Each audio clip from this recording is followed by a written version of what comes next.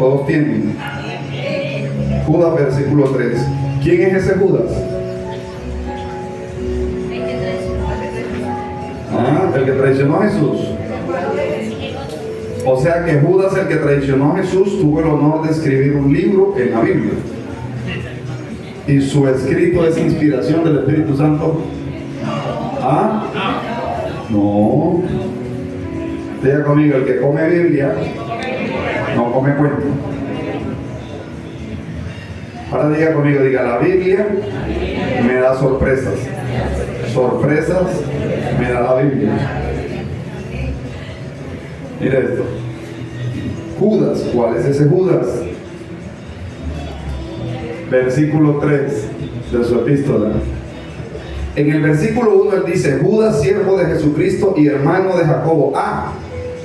Hermano de Jacobo. ¿Cuál Jacobo?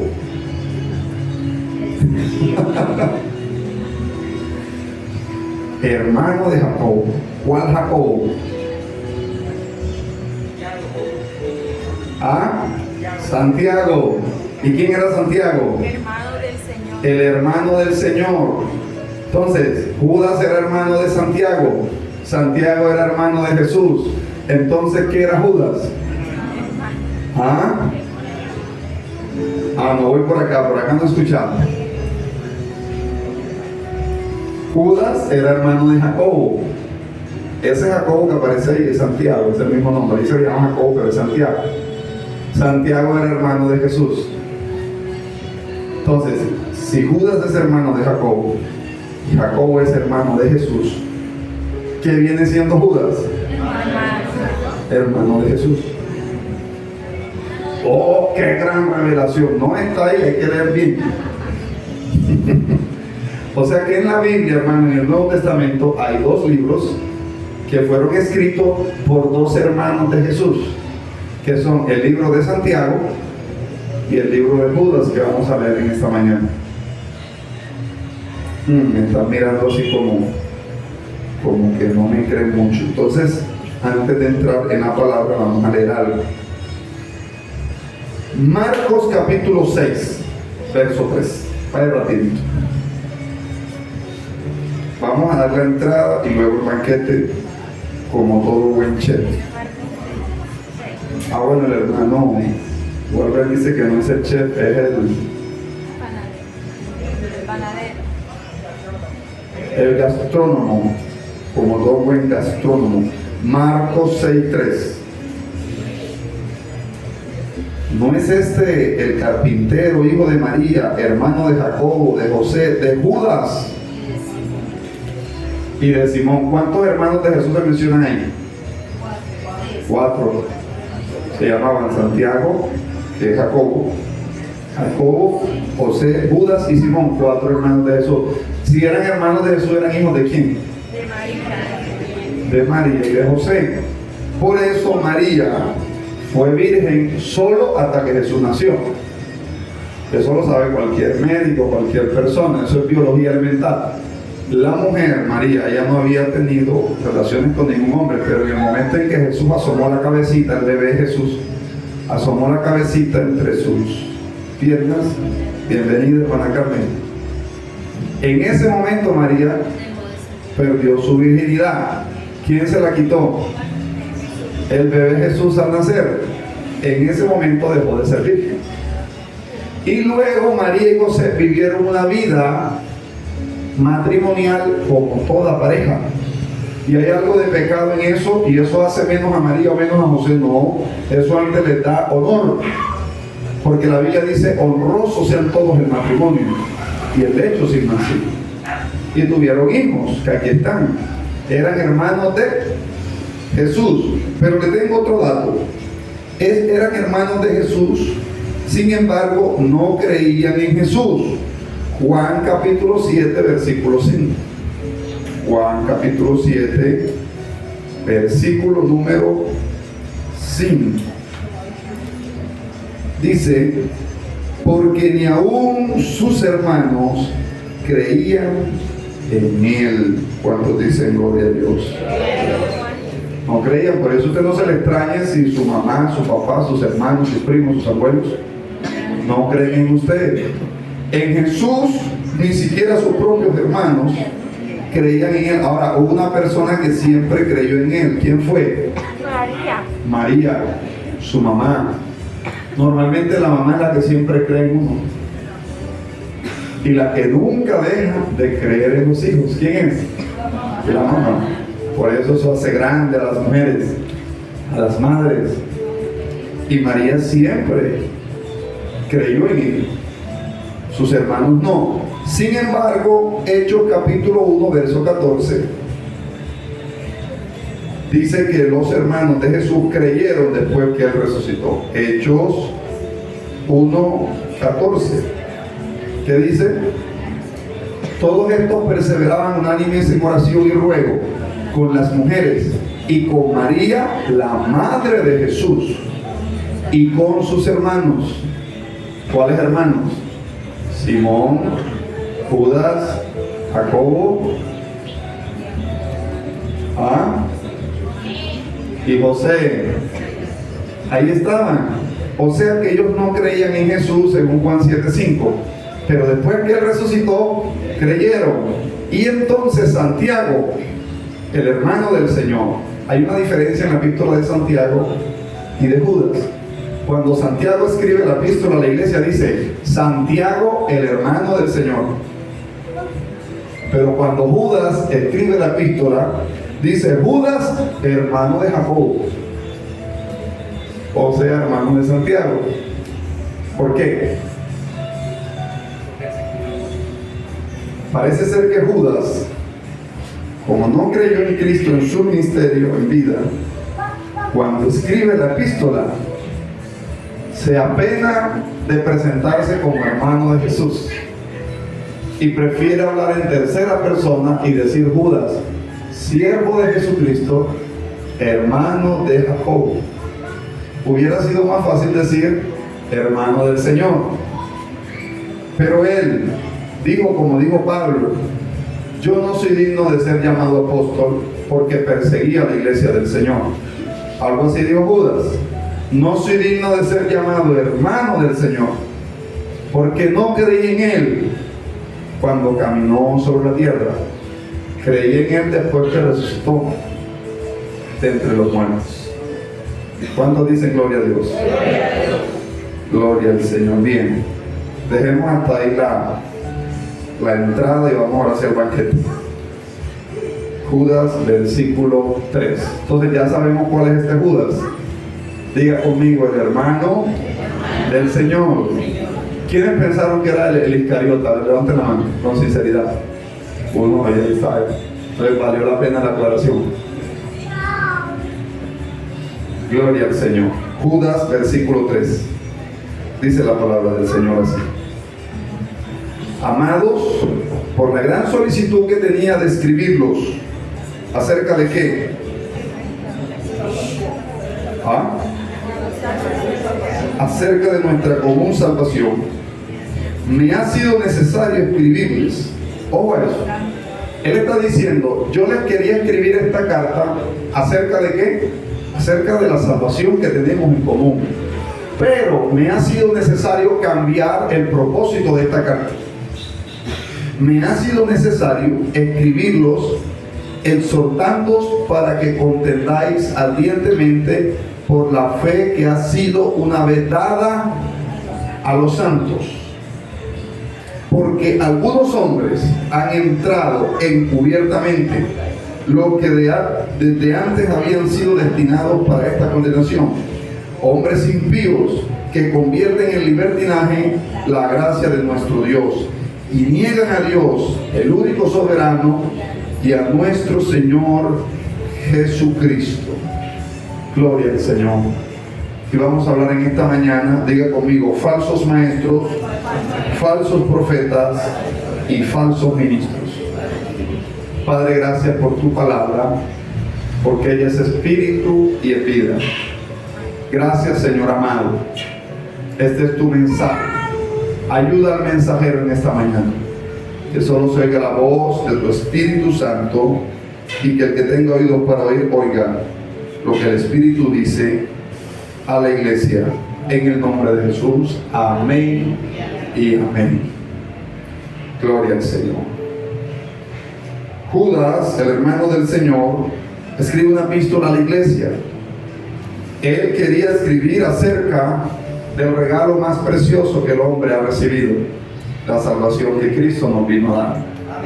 Sin embargo, por las noticias de actualidad de la época, cambió el enfoque, cambió el sentido de la carta y dijo: yo quería escribirles acerca de la salvación, sin embargo ahora les voy a escribir acerca de que puedan ustedes contender por la fe que ha sido dada, implantada en sus corazones, para que sean todos ustedes defensores de la palabra implantada que nos fue dada y que no puede ser negociada ni cambiada, el Evangelio.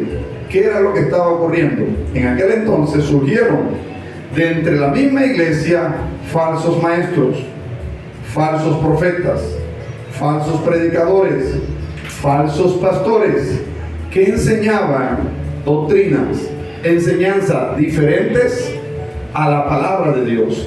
Y esto lo combatió Judas, lo combatió Pedro, lo combatió Santiago, el hermano del Señor, lo combatió el apóstol Pablo. Todos ellos hicieron una defensa férrea de la fe para no permitir que las falsas doctrinas, la falsa enseñanza penetrara y dañara y destruyera la iglesia. ¿Por qué esto es importante, hermanos? Porque las enseñanzas se multiplican. Un gran sabio dijo alguna vez, oiga con atención: los errores de un arquitecto se mueren el día que se cayó el edificio. Allí murió el error, se equivocó, se cayó el edificio. Los errores de un médico se mueren en el momento de la cirugía. Se equivocó y cortó lo que no tenía que cortar, se murió el paciente, se murió el error. Pero los errores de un maestro se multiplican, no mueren, porque lo que se enseña es implantado en la mente, en los corazones de las personas, y la enseñanza se va multiplicando. Fue así como al inicio de la iglesia surgió uno de los falsos maestros, fue Sabelio.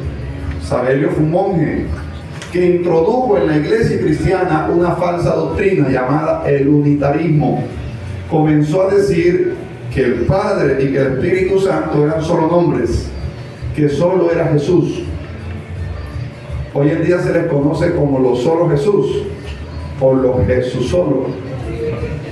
Dicen que no, el Padre y el Espíritu Santo, que Jesús es el mismo, que no son tres personas en uno. Te dicen a ti, tú adoras un Dios de tres cabezas. Así te dicen a ti, a los que creemos en la Trinidad. Esa doctrina viene de Sabelio, se le llamó sabelianismo o se le llamó modalismo porque era una nueva moda. Y ellos comenzaron a bautizar no a las personas como Jesús enseñó en Mateo capítulo 28 versículo 19, la fórmula bautismal que enseñó Jesús, que fue en el nombre del Padre y del Hijo y del Espíritu Santo. Ellos comenzaron a bautizar solo en el nombre de Jesús y aducían que el libro de Hechos dice que Pedro les mandó a bautizarse a los judíos en el nombre del Señor, sin tener en cuenta, hermanos, una de las leyes de la hermenéutica. Una de las leyes de la hermenéutica es el arte de interpretar bien la palabra de Dios. Y una de las leyes para interpretar bien cualquier texto, especialmente los textos sagrados, es leer el contexto. Porque tú puedes coger un texto, sacarlo de contexto y hacer de ello un pretexto. Voy a repetir eso otra vez. Es muy fácil tomar un texto, sacarlo del contexto y hacer de ello un pretexto. Por ejemplo, si usted lee un texto en la Biblia que está en 1 Corintios capítulo 15, donde dice: si en esta vida tan solo esperamos en Cristo, somos los más dignos de lástima. Ya, eso es un versículo en la Biblia. ¿Qué dice eso? Si usted coge ese versículo solamente sin mirar el contexto en que se está diciendo, Usted dice, entonces no vale la pena creer en Cristo. Ahí dice, si en esta vida todos solamente esperamos en Cristo, somos los más dignos de lástima. Pero si usted lee el contexto, Pablo está diciendo, si los muertos no resucitan, tampoco Cristo resucitó. Y si Cristo no resucitó, entonces si en esta vida, ahí viene, esperamos en Cristo, somos los más dignos de lástima. Pero luego dice, pero ahora Cristo ha resucitado, primicia de los que durmieron, Él es hecho, y Él es la razón de nuestra fe. Amén. Entonces diga conmigo, no puedo tomar un texto, sacarlo del contexto, porque se convierte en un pretexto. Y como ese hay muchos ejemplos. Por ejemplo, Pablo hablando acerca de la circuncisión dice, cada cual en el estado en que fue llamado, así se quede. Entonces, mire, si usted no mira el contexto, ¿de qué está hablando? De la circuncisión y de la incircuncisión. Él dice, en Cristo ya si tú vienes circuncidado o incircunciso, eso nada vale. Entonces, cada cual en el estado en que fue llamado, así se quede. Fuiste llamado libre, quédate libre. Fuiste llamado esclavo, quédate. Fuiste circuncidado o no eres circuncidado. Eso no agrega ni le quita tu salvación, es lo que está diciendo. Pero si usted lo toma, como en algunas iglesias lo han tomado, lo han sacado del contexto, dice, cada cual en el estado que vino, así se quede. Entonces llegó un hombre a la iglesia con 7 mujeres. Ahí que la Biblia dice, cada cual en el estado en que fue llamado, así se quede, gloria a Dios. Se queda con sus 7 mujeres. Y eso pasa en TNT y pasa en la vida real, pasa en las iglesias. Y los que enseñamos la palabra tenemos mayor responsabilidad que los que escuchan. Por eso dice el libro de Santiago, no debéis ser muchos de vosotros maestros, sabiendo que te acarrearéis mayor condenación. ¿Por qué? Porque el que más se le da, más se le demanda. Y yo tengo una responsabilidad, hermano, de enseñar la palabra. Un pastor me escuchó hablar una vez en una vigilia unida de 5 iglesias, y le digo al pastor que estaba al lado, jamás invitaría yo a ese joven a predicar a mi iglesia. Es lo que le digo al pastor que le dijo que era amigo mío. Le digo, ¿por qué dices eso? Le digo, porque con un solo mensaje de esos que predica me desbarataría lo que durante 15 años he edificado. El amigo mío, el pastor amigo mío le dijo, sabes, era yo un joven como de 17 años. Ese joven predicó en mi iglesia un fin de semana. Y para gloria de Dios te digo que desde ese fin de semana en adelante la iglesia es diferente. Porque fueron removidos con la palabra, sacudidos. Comenzando por los jóvenes, le digo. Cuando él me contó a mí la historia, yo le dije, pastor, la próxima vez que alguien le diga algo así, usted respóndale, pastor, amado en el Señor, con amor, si un mensaje del evangelio genuino, puro y sin mácula, que hemos recibido del cielo, te derriba a ti lo que durante 15 años tú edificaste, qué mal edificaste. No edificaste sobre la roca, edificaste sobre la arena, sobre tus argumentos. Y por eso cuando viene, mira hermano, a mí no me da miedo que venga un predicador con palabra aquí y enseñe, no un charlatán, no un payaso, porque de eso se han llenado muchos altares, sino un hombre que diga, así dice el Señor, lo que dice la palabra. Y eso hay que atesorarlo. La Biblia dice que los que enseñan, el libro de Daniel capítulo 12, los entendidos resplandecerán como la luz del firmamento, y los que anuncian, enseñan la justicia a la multitud, brillarán como estrellas a perpetua eternidad. O sea que sí tenemos mayor responsabilidad los que enseñamos la palabra, pero también tenemos mayor recompensa, gloria al Señor. Por eso lo debemos hacer con pasión y sin vendernos. Gloria al Señor. Y Judas nos invita a levantar defensa, a ser personas que levanten defensa del evangelio. Él dice, escribiros exhortando a que contendáis ardientemente por la fe que ha sido una vez dada a los santos. contender ardientemente. Mira, hay algunas personas que dicen la palabra de Dios no es para discutirla, es para compartirla, y ahí pum, terminan el debate. No, se discute. Leas el libro de los Hechos. Cuando Pablo llegó a Atenas, Grecia, cuando llegó a todos los lugares en Asia Menor, dice la Biblia, y discutía con ellos, demostrando a través de las Escrituras que Jesús era el Cristo. ¿Cómo no discute usted con un ateo? Ahora, no estoy hablando de violencia, estoy hablando de un debate sano, una discusión sana. Y yo las he tenido, me encanta tenerlas, porque a veces se dicen unas cosas. Mire, un profesor en la universidad donde yo me gradué del pregrado dijo, por eso yo no comparto a Cristo. Dijo una frase que dijo, estaba hablando de algo y de pronto me dio la frase.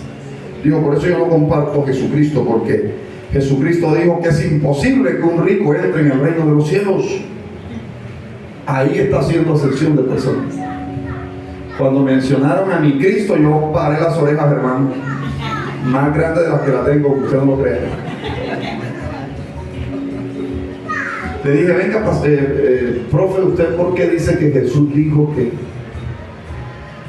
era imposible que un rico entre en el reino de los cielos? Ah, no, porque es que la Biblia dice, dijo Jesús, que es que el rico dice que es más fácil pasar un camello por el ojo de una aguja que un rico entre en el reino de los cielos. Eso es imposible, pasar un camello por el ojo de una aguja.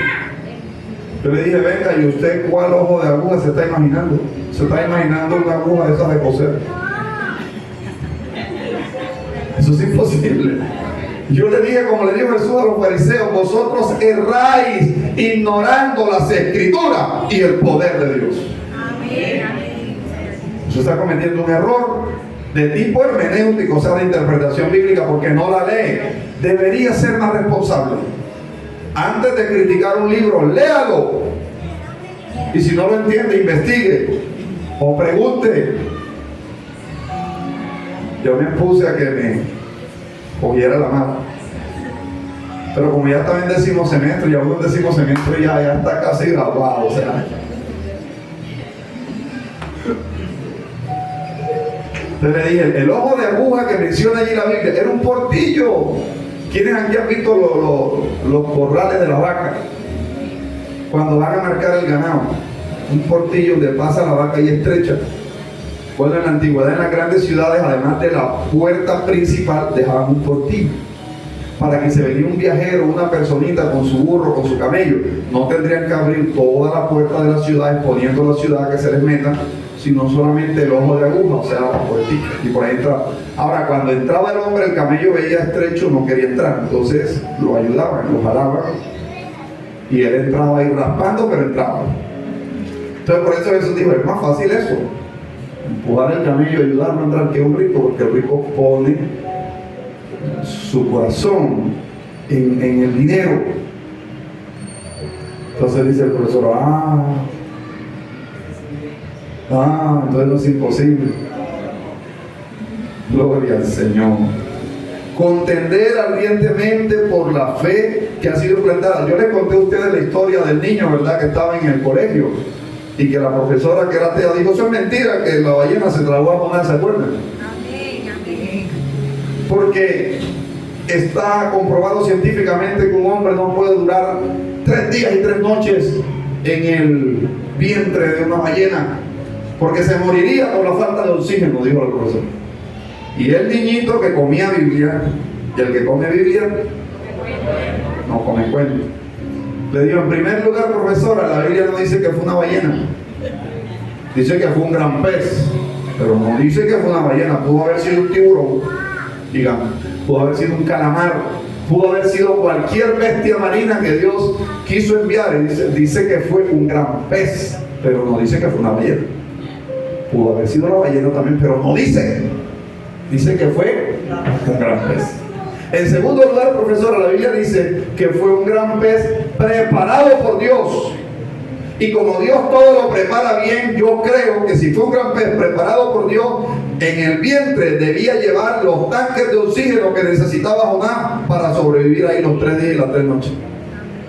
y hasta una cama y un espejo y el colgate y el cepillo y el jabón y la toalla. Dios lo prepara todo bien, lo iba a hospedar 3 días ahí. Y en tercer lugar y último lugar, le dijo el niño, contendiendo ardientemente por la fe. En tercer lugar y último lugar, profesora, de todas formas, el día que yo muera y llegue al cielo, voy a buscar a Jonás y le voy a preguntar qué fue lo que se lo tragó. Si fue una ballena, si fue un tiburón, si fue un calamar, ¿qué fue lo que te tragó Jonás? Y la profesora Tea le dice, y si Jonás no está en el cielo, sino que está en el infierno. El niño le dice, en ese caso usted, cuando llega allá, le pregunta. Gloria al Señor. Porque con esa incredulidad, para allá es que va.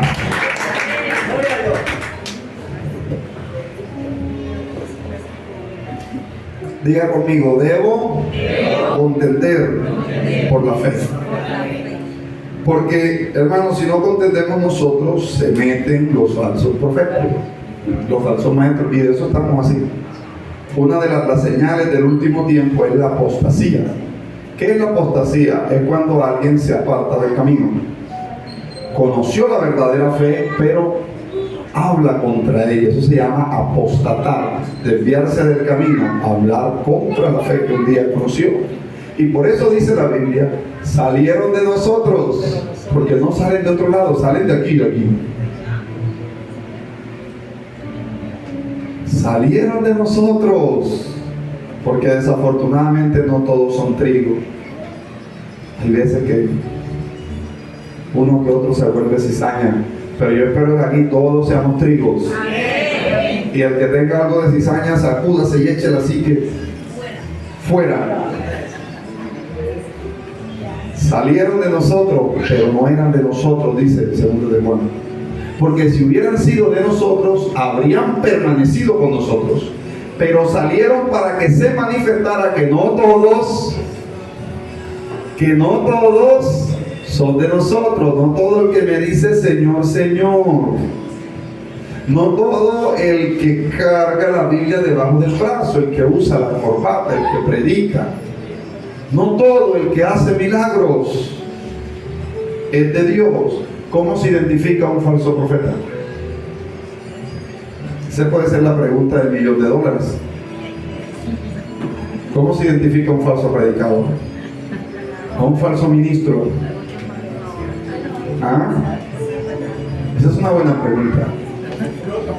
Le voy a dar la clave. ¿Se la doy o no se la doy? Y por la misma ofrenda,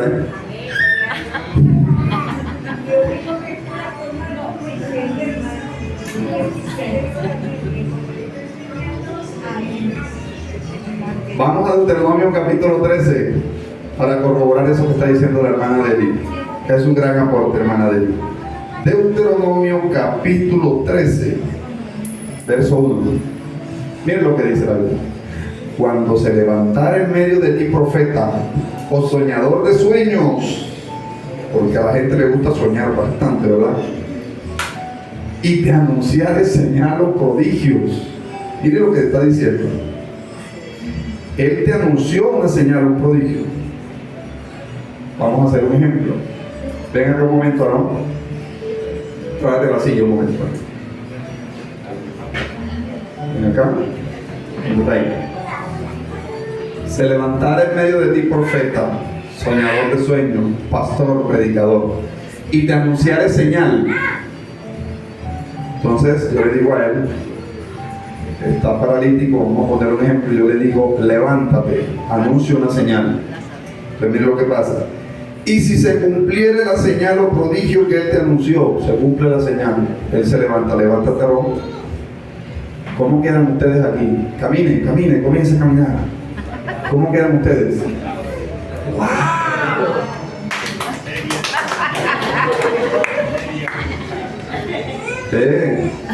Como dice mi abuela, yo tengo trampa para coger ratón. Anunció señal, se cumplió. Ahora escucha. ¿Quiere decir que es de Dios? ¿Eso quiere decir que es de Dios el profeta, el pastor, el predicador? Están pensando, ¿verdad? Me gusta que no digan amén así tan rápido. Que piensen. No lo hizo el nombre de Dios. Pero vamos a cambiar. En el nombre de Jesús, levántate. Lo hizo en nombre de Jesús. Se levantó y caminó. Camínalo. Ahí va. Y vuelve. Lo hizo en nombre de Dios. ¿Quiere decir que es de Dios? Siéntate. Mire, escuchando la voz de la hermana Lely. Y se cumpliera la señal o prodigio que él te anunció. Pero mire lo que te dice ahora. Diciendo, vamos en pos de dioses ajenos que no conociste y sirvámosles. O sea, se cumplió la señal. Pero ahora lo que te está diciendo, ¿qué te está diciendo? Dando un mensaje que no va de acuerdo a la palabra. Ojo, ahora te está diciendo, dice, se cumpliera la señal o prodigio que él te anunció, diciendo, o sea, el mensaje que da ahora es, vamos en pos de dioses ajenos que no conociste y sirvámosle. No darás oído a las palabras de tal profeta, ni al tal soñador de sueños, porque Jehová vuestro Dios os está probando para saber si amáis a Jehová vuestro Dios con todo vuestro corazón y con toda vuestra alma. En pos de Jehová vuestro Dios andaréis y a él temeréis, guardaréis su mandamiento y escucharéis su voz y solo a él serviréis. Amén. ¿Por qué Dios lo permite al falso profeta, al falso maestro, y permite aunque tenga señales para probar el corazón del pueblo? Porque lo único que no puede desarraigar el enemigo, el diablo, ni el falso profeta de tu corazón es la palabra de Dios. Por eso la palabra está por encima de los milagros. La palabra está por encima de las sanidades. El verdadero o el falso se conoce por lo que predica. Si el mensaje va de acuerdo a Dios, es de Dios. Si no va de acuerdo a Dios, puede ser un arcángel, puede ser un ángel, pero que sea anatema, dice la palabra. Amén. No me escucharon aquí. Puede ser el arcángel, el querubín. Por ahí hay un poco de gente, gracias a Dios, que se hacen llamar arcángeles, serafines, querubines. Hubo un hombre que se levantó en Puerto Rico y dijo que él era el Espíritu Santo. Pero eso no es lo peor es que llenó un lugar. Y muchos multimillonarios le firmaban los cheques y le financiaban el ministerio porque él era el Espíritu Santo.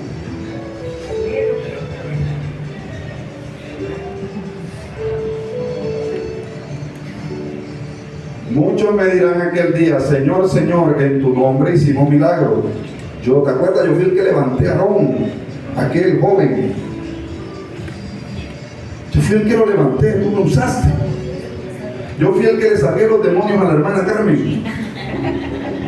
Dice la hermana Carmen, hay poder en Jesús.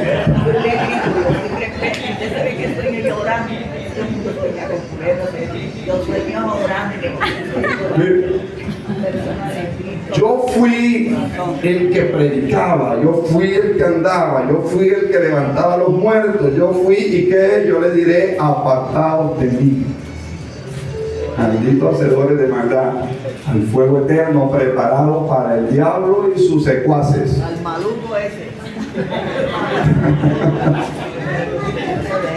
Gloria al Señor. ¿Cuántos dicen gloria a Dios? El pastor que me escuchó predicar así dijo, jamás lo invitaría a predicar en la iglesia. ¿Le dio miedo? ¿Y sabe por qué le dio miedo? Bueno, a los 8 meses se supo. Tenía como 3 mujeres. Vendió los instrumentos, todo lo de la iglesia, cerró, vendió todo y se perdió con una de ellas. Por eso le daba miedo. La Biblia dice que el que es de Dios, la palabra de Dios oye. Mis ovejas oyen mi voz, me conocen y me siguen. Al extraño no seguirán. ¿Qué pasa si se aparece alguien extraño compartiéndole un mensaje diferente? Llegan a su casa y le dicen, venga, venimos aquí compartiendo la palabra de Dios. Podemos entrar y usted dice, claro que sí, bien pueda, porque viene de parte de Dios, cree usted. Y entonces les da entrada a su casa. Les brinda chocolate con pan, café con leche, jugo de porojó con leche. Ya me dieron ganas de levantar el ayuno. ¿Y qué dice la Biblia al respecto, hermanos? La Biblia dice que si usted los invita a entrar a casa, usted está participando de sus malas obras. Amén. Gloria al Señor. Segunda de Juan 1:10. Segunda carta de Juan, capítulo 1, verso 10. Si alguno viene a vosotros, iglesia, casa de vida, si alguno viene a vosotros y no trae esta doctrina, no lo recibáis en casa. Entonces, ¿por qué usted le abre la puerta de su casa? Ni le digáis bienvenido, porque el que le dice bienvenido participa en sus malas obras. Ayer vi un video que alguien me mandó. Llegaban unos testigos de Jehová a las 7 de la mañana de un domingo tocándole la puerta a un hombre. Y el hombre abrió la puerta y le dijo: miren, si ustedes me vuelven a tocar la puerta a mí un domingo a las 7 de la mañana, Jehová se va a quedar sin testigos.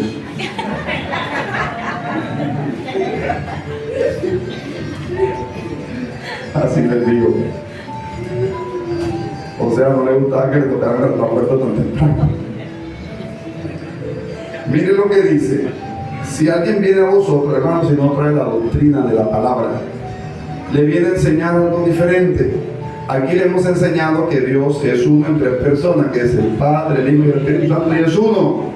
Que fuimos hechos a imagen y semejanza de Dios, que no es un Dios de tres cabezas. Míreme a mí, le he puesto el ejemplo. Míreme, ¿cuántas personas ve aquí? Una, pero aquí hay tres. Amén. ¿Cuántas cabezas tengo yo? Una, pero aquí tres personas. El Padre, el Hijo y el Espíritu Santo es Dios. ¿Y en mí quién es? El Espíritu, el alma y el cuerpo. Lo que usted ve es el cuerpo, pero dentro está el Espíritu y está el alma. Fuimos hechos a su imagen y se vean. Entonces llega alguien a su casa a decirle: no, el Padre y el Espíritu Santo son solo un nombre. Es solo Jesús. Y entonces usted, ¿qué hace? Pastor, imagínense que recibí una nueva revelación. Cuando usted me diga eso, yo le voy a decir: no es una nueva revelación, es una antigua herejía. Se llama sabelianismo, modalismo, unitarismo, Jesús solo, como lo quiera llamar. Amén. Juan 8:16. ¿Cómo le dicen a ellos, a los unitarios? Jesús solo, ¿sí o no? Porque ellos dicen es solo Jesús. Ahora le voy a mostrar un texto en la Biblia donde Jesús dice que no es él solo. Jesús solo. Juan 8:16, miren lo que dice. Y si yo juzgo, dice Jesús, mi juicio es verdadero. Juan 8:16. Porque no soy yo solo. Ajá. Diga, yo tengo trampa para coger ratón. No soy yo solo, sino yo y el que me envió, el Padre. Primera de Juan 5:17. Primera de Juan 5:7.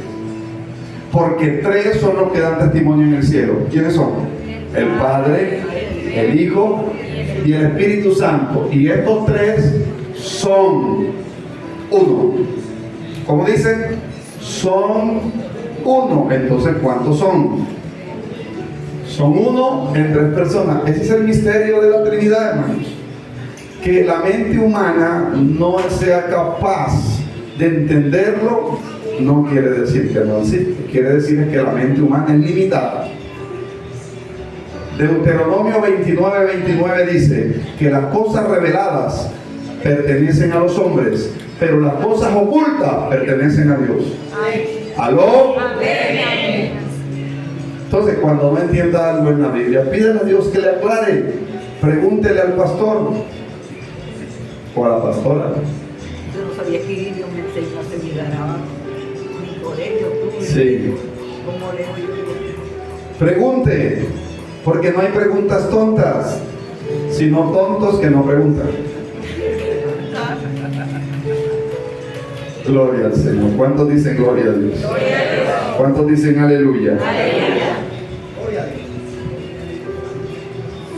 Dice algo más Judas, verso 10, Judas 1:10. Pero estos, vamos a avanzar que se nos fue el tiempo. Judas 1:10. Pero estos blasfeman de cuantas cosas no conocen, y en las que por naturaleza conocen, que dicen, se corrompen como animales irracionales. Hay de ellos, porque han seguido el camino de Caín. Se lanzaron por lucro en el error de Balaam y perecieron en la contradicción de Coré. Mire lo que se menciona aquí, hermano, 3 cosas. Lo primero, dice ahí de ellos, porque han seguido el camino de Caín. ¿Cuál fue el camino de Caín? ¿Por qué mató a su hermano Abel? Por la envidia. O sea que la envidia es un pecado muy viejo. Fue lo que originó el primer asesinato, el primer homicidio, la envidia. Entonces dice, han seguido el camino de Caín. Hermano, hay muchos ministros que sirven a Dios solo por competencia, por envidia. Parece mentira, pero es así. Que el pastor Xavier ya compró piano y compró batería. Uy, yo voy a comprar congas, porque ya me igualó el instrumento. Por favor. Que allá en aquella iglesia colocaron una... Pastor, mire, y le llevan una foto. Allá en Casa de Vida hicieron una imagen ilustrativa que tiene el fundamento, la palabra, la cruz vacía, porque es la señal de la victoria del cristianismo. El león de la tribu de Judá, la paloma, símbolo del Espíritu Santo. Nosotros vamos a mandar a hacer aquí una de las 12 tribus de Israel. Por envidia, por competencia. Dios no nos ha llamado a eso, hermanos. Y por eso terminan haciendo cosas raras. El segundo error dice, se lanzaron por lucro en el error de Balaam. ¿Cuál fue el error de Balaam? ¿Quién se acuerda? A ver por acá. El error de Balaam, ¿cuál fue? Se lanzaron por lucro. Balaam fue un profeta en el Antiguo Testamento que le dijo a Dios, voy a maldecir al pueblo de Israel. Y Dios le dijo, no lo maldigas. Y apareció otro hombre que tenía un nombre similar, que se llamaba Balaam. Y Balaam le dijo, mira, te doy tantos millones de pesos. Y entonces Balaam dijo, ya Dios le había dicho que no. Entonces fue otra vez, dijo, Señor, dame permiso para maldecir a Israel. Y Dios le dijo, no. Entonces llegó otra vez el rey Balaam y le dio más plata. Y el hombre otra vez iba, Señor, voy a... O sea, el amor al dinero, hermano, tener dinero no es pecado. Dios quiere prosperarte, bendecirte, darte un buen confort a ti y a tu familia mientras estés en esta tierra. Pero el pecado está en el amor al dinero, porque te lleva a caer en el error de Balaam. Y de vez en cuando, hermano, una muda bestia tiene que frenar la locura de algunos profetas. De vez en cuando alguien tiene que levantarse y decirle, basta ya, porque Balaam no entendía. Y vamos para adelante, hermano, y si el burro no se para, hubiéramos muerto los dos. Mire, llegó un momento en que el burro tuvo más visión que el mismo profeta, porque el burro vio al ángel de Jehová con la espada desenvainada y se frenó. Y Balaam se bajó y empezó a juguetear el burro y a darle, y el burro le habló y le dijo, bueno, ¿y tú por qué me pegas a mí? Amén. No soy yo tu burro, el cual has cabalgado toda la vida. No ves, cabezón, que ahí está el ángel de Jehová. Si yo sigo, lo mocha la cabeza a mí y a ti. Y entonces fueron abiertos los ojos de Balaam y vio al ángel de Jehová. Hermano, hay veces que una muda bestia tiene que frenar la locura del profeta. Y hay mucha locura por ahí. Gente haciendo cosas raras. Pero a la gente le gusta eso. ¿Sabe por qué? Y ya voy finalizando, mire, porque se aburren del maná. Es lo que le pasó a Israel, ¿se acuerdan? ¿Qué le pasó a Israel? Ya estamos hastiados de este maná. Todos los domingos escuchar a ese pastor Xavier predicar la palabra. Yo quiero algo diferente. Hagamos algo diferente, tirémonos aquí al suelo, demos vuelta. Y viene de pronto alguien con una idea rara, novedosa. A la gente le gusta y eso es nuevo. No, hermano, eso es viejísimo. Eso está en el libro de Hechos, capítulo 17, versículo 21. Cuando Pablo llegó a Atenas y valora esta enseñanza, valora esta palabra. Porque puede ir a lugares donde usted va, hermano, ya 5 minutos de enseñanza y fuera. Chao pescado. No. Yo quiero que la gasolina que usted pagó para venir a esta iglesia se justifique. Amén. El bus, el taxi, lo que sea que invirtió, con la enseñanza de la palabra. Hechos 17, 21, porque todos los atenienses y los extranjeros residentes allí en ninguna otra cosa se interesaban sino en decir o en oír algo nuevo. ¿Sí? ¿Qué le interesaba a los atenienses? ¿Ah? Oír algo nuevo. ¿Qué le interesa hoy a la gente? ¿Ah? Por ahí hay un profeta que te habla al oído y te dice el futuro. Y monta su propio consultorio. Y eso parece más un brujo con una bola de cristal. Hay profetas que han montado su propio consultorio y la gente va, paga la consulta. Eso es bíblico, hermano. Claro que no. Claro que no. A los pastores que predicamos esto nos odian. No les gusta. Porque le quitamos la máscara.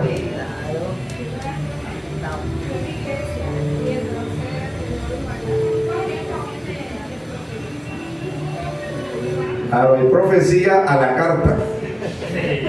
Y la profecía es buena. Veo un hombre rubio que se va a atravesar en tu camino.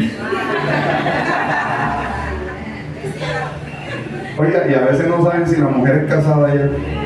Y le estaban mostrando y como hombre. Ay, qué flechada. Voy a volver al aire. El otro domingo voy para allá. Algo nuevo, novedoso. Porque se aburrieron del maná. ¿Y qué es el maná? El maná es tipo de la palabra. Amén. De la palabra. Y dice la Biblia en Timoteo, Pablo le habló al 2 Timoteo 4:3, los que están tomando nota, 2 Timoteo 4:3, porque vendrá tiempo, ya ha llegado ese tiempo, estamos en el siglo XXI, porque vendrá tiempo cuando no sufrirán la sana doctrina, sino que teniendo comezón de oír. Miren la palabra, ¿qué es un comezón? Comezón. ¿Qué se imagina usted con eso? Comezón de oír. ¿Ah? Es como una rasquiñita en el oído. ¿Ah? Tenía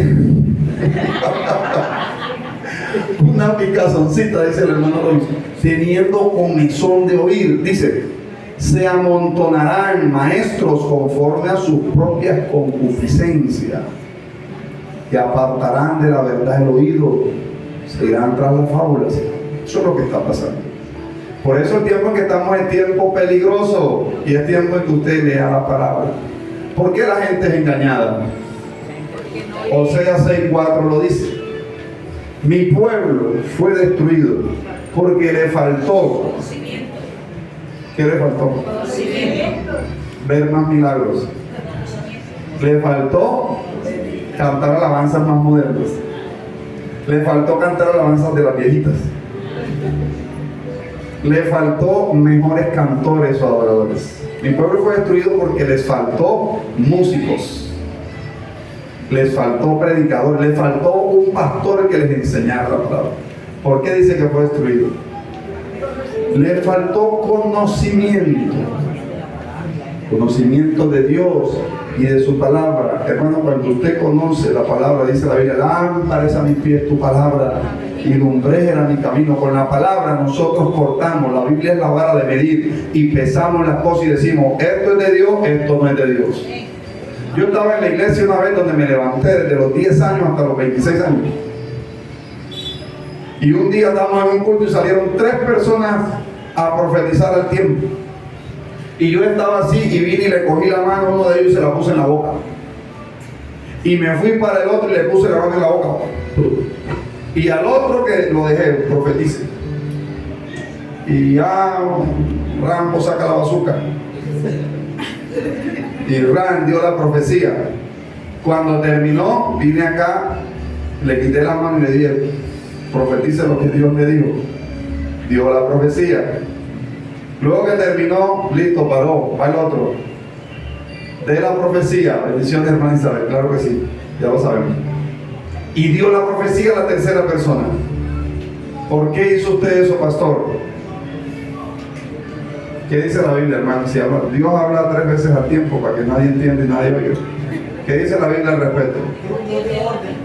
Hágase todo decentemente y en orden. En la iglesia, cuando una persona recibe un sueño, una revelación, una visión, una profecía, porque eso Dios lo hace y lo hacemos bajo los dones del Espíritu Santo.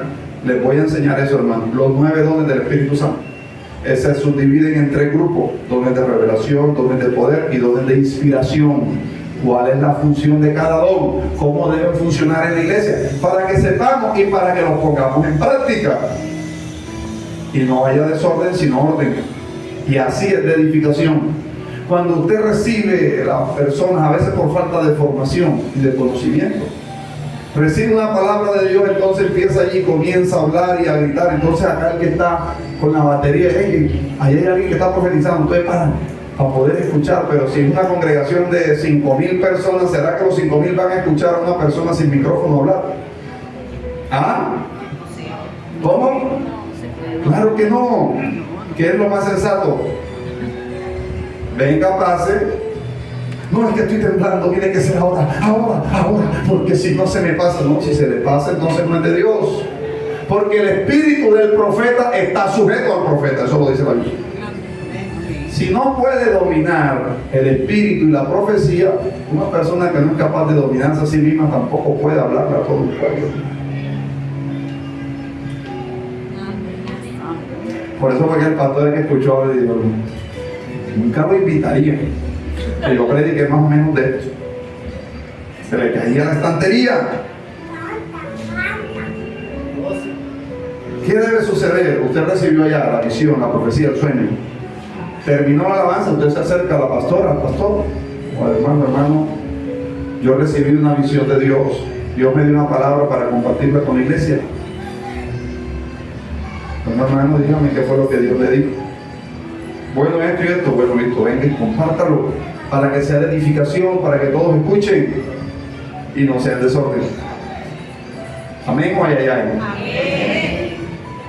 Bueno, gloria al Señor. Hay mucho más por compartir de esto, pero vamos a dejarlo hasta allí, hermanos. Póngase de pie la iglesia. Gloria al Señor.